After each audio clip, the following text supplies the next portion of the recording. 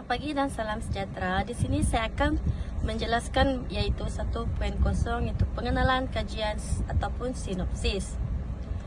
Pada masa kini, penggunaan media sosial semakin meluas terutamanya dalam kalangan remaja. Fenomena ini menyebabkan penggunaan bahasa rojak semakin biasa digunakan dalam komunikasi harian. Walaupun dianggap santai dan moden, penggunaan bahasa rojak secara berlebihan boleh menjejaskan penguasaan bahasa Melayu standard. Oleh itu, kajian ini dijalankan untuk mengkaji kesan penggunaan bahasa rojak terhadap pendidikan bahasa Melayu. Selepas itu, 1.1 iaitu latar belakang kajian. Bahasa Melayu memainkan peranan penting sebagai bahasa kebangsaan dan bahasa pendidikan di Malaysia. Namun begitu, perkembangan teknologi dan media sosial telah menyebabkan penggunaan bahasa rojak semakin meningkat.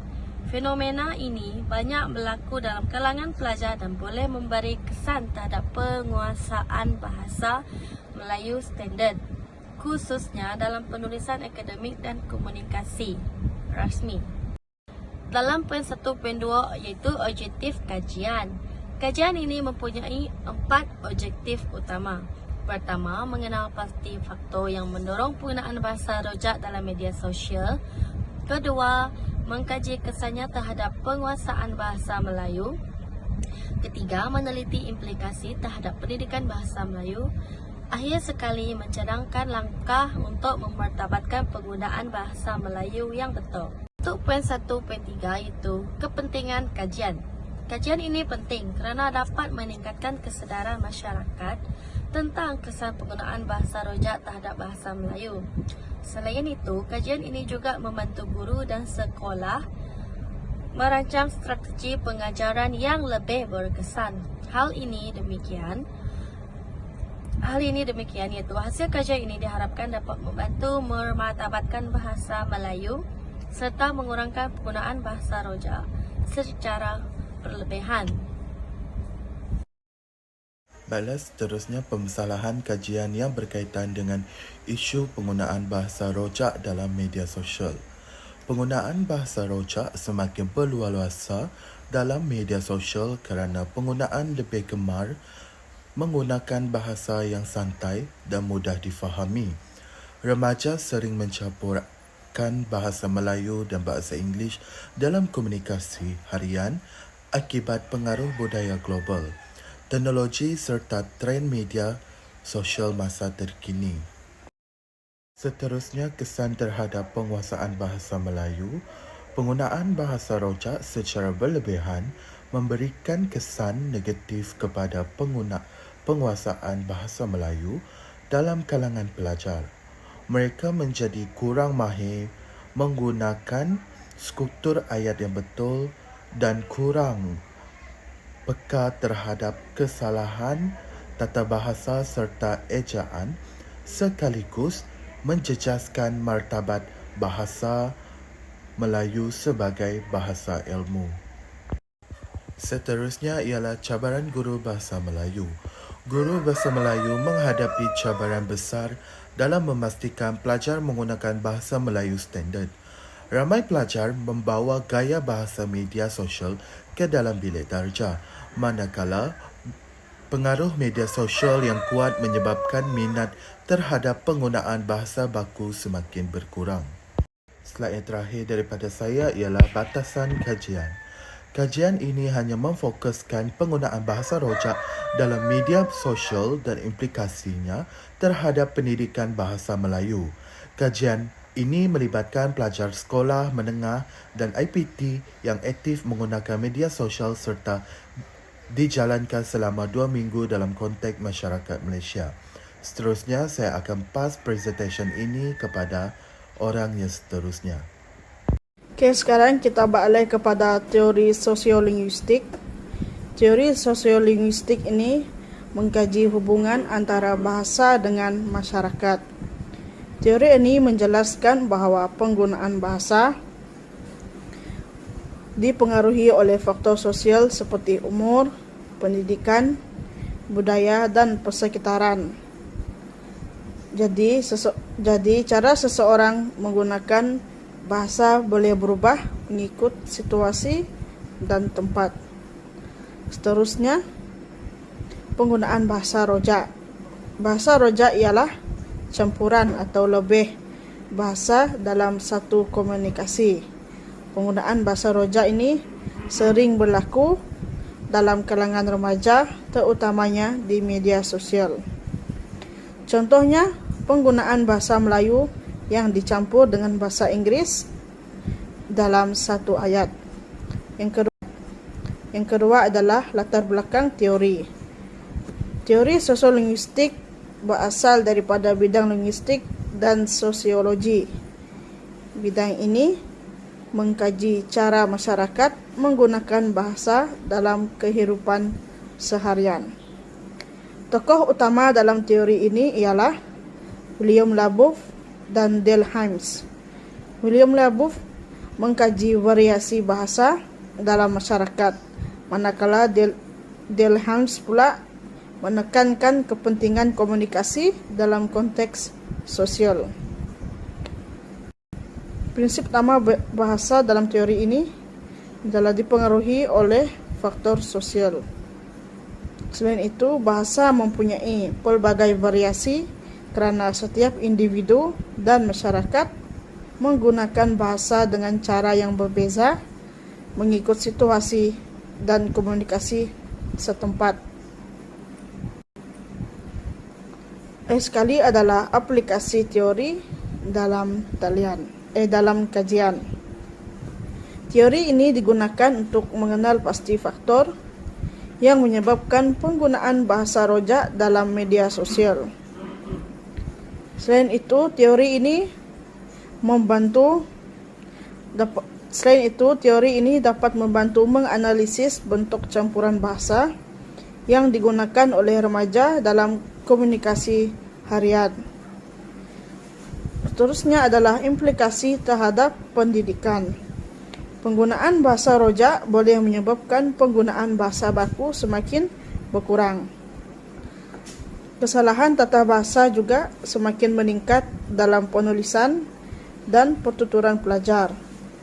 Hal ini boleh menjejaskan penguasaan bahasa Melayu yang betul. Berdasarkan kajian yang dijalankan, penggunaan bahasa rojak semakin meluas dalam kalangan remaja dan golongan muda. Hal ini dapat dilihat melalui penggunaan media sosial seperti WhatsApp, TikTok, dan Instagram.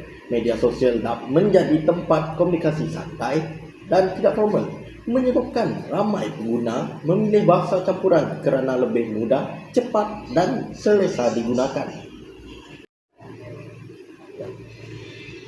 Seterusnya, hasil kajian menunjukkan ramai pengguna Facebook di Malaysia menggunakan bahasa rojak dalam komunikasi harian mereka. Mereka sering mencampurkan bahasa Melayu dan bahasa Inggris dalam satu ayat. Situasi ini membuktikan bahawa bahasa rojak telah menjadi kebiasaan dalam komunikasi digital. Namun begitu, sebahagian pelajar didapati kadangkala keliru dari segi tata bahasa semasa menulis karangan atau tugasan rasmi. Antara faktor utama penggunaan bahasa rojak ialah pengaruh rakan bayang. Remaja cenderung mengikut cara percakapan rakan agar tidak dianggap ketinggalan zaman.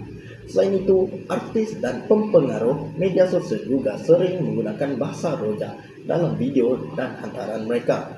Faktor globalisasi serta penggunaan bahasa Inggris dalam teknologi dan hiburan turut menjadi puncak fenomena ini berlaku.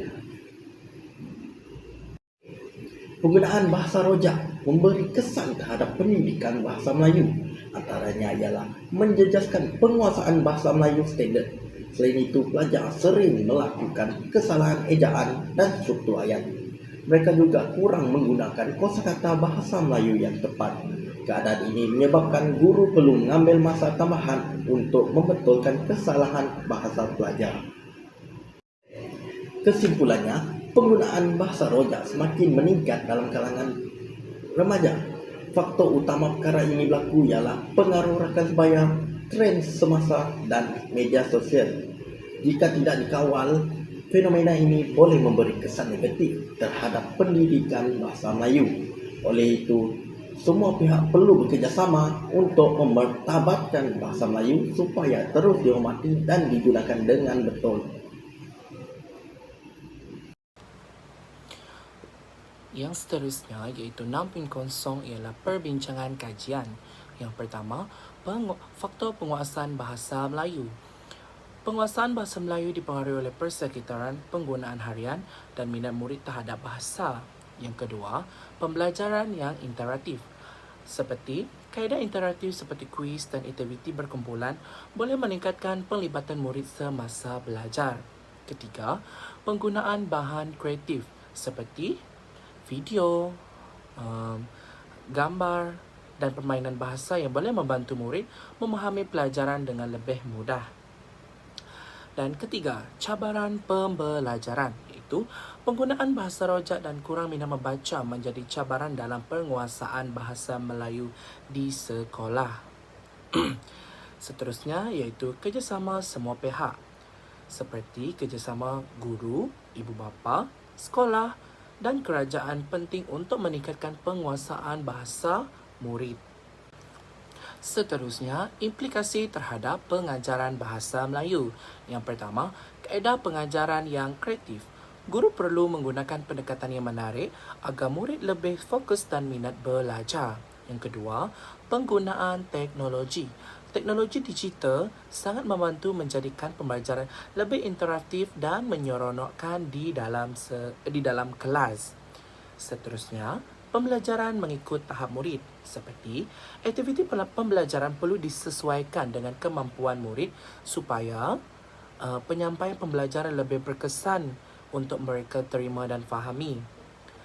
Dan komunikasi dan kerjasama iaitu perbincangan dan kerja kumpulan membantu meningkatkan keyakinan murid untuk bertutur. Disebabkan apabila melakukan kerja berkumpulan, mereka akan sentiasa berkomunikasi antara satu sama lain. Fokus penguasaan bahasa iaitu pengajaran perlu menekankan kemahiran membaca, menulis, mendengar dan bertutur secara seimbang.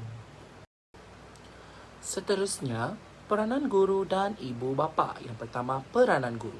Guru berperanan membimbing dan menggunakan kaedah pengajaran yang menarik di dalam kelas, iaitu galakkan penggunaan bahasa. Guru dan ibu bapa perlu menggalakkan penggunaan bahasa Melayu dalam kehidupan seharian mereka seperti ibu bapa boleh mengarahkan pelajar apabila keluar rumah mereka harus menggunakan bahasa Melayu selain di sekolah. Yang kedua, sokongan ibu bapa iaitu ibu bapa membantu anak-anak melalui pemantauan penyediaan bahan pembelajaran seperti ibu bapa menyediakan bahan-bahan bacaan untuk anak-anak mereka ulang kaji. Kedua, penggunaan bahasa di rumah seperti yang saya nyatakan tadi. Penggunaan bahasa Melayu di rumah membantu meningkatkan kefasihan murid. Dan kerjasama guru dan ibu bapa sangat penting kerana hubungan yang baik antara guru dan ibu bapa membantu perkembangan murid secara berterusan. Seterusnya 6.3 iaitu cadangan penambahbaikan dalam pendidikan bahasa Melayu. Yang pertama, penggunaan teknologi digital iaitu penggunaan aplikasi dan media digital dapat menarik minat murid untuk belajar seperti penggunaan aplikasi Kahoot, Quizizz dan banyak lagi. Yang kedua, aktiviti bahasa di sekolah iaitu sekolah boleh menganjurkan program seperti pidato dan bercerita dapat meningkatkan keyakinan murid menggunakan bahasa Melayu. Yang ketiga, latihan profesional guru.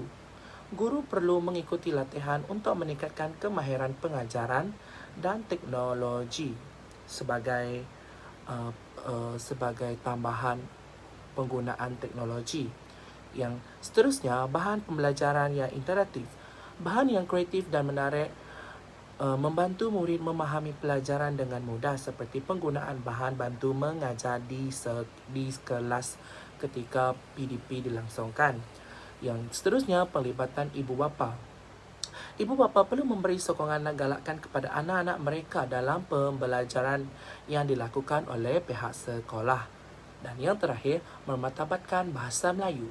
Semua pihak perlu bekerjasama untuk memastikan bahasa Melayu terus dihargai dan digunakan dengan baik.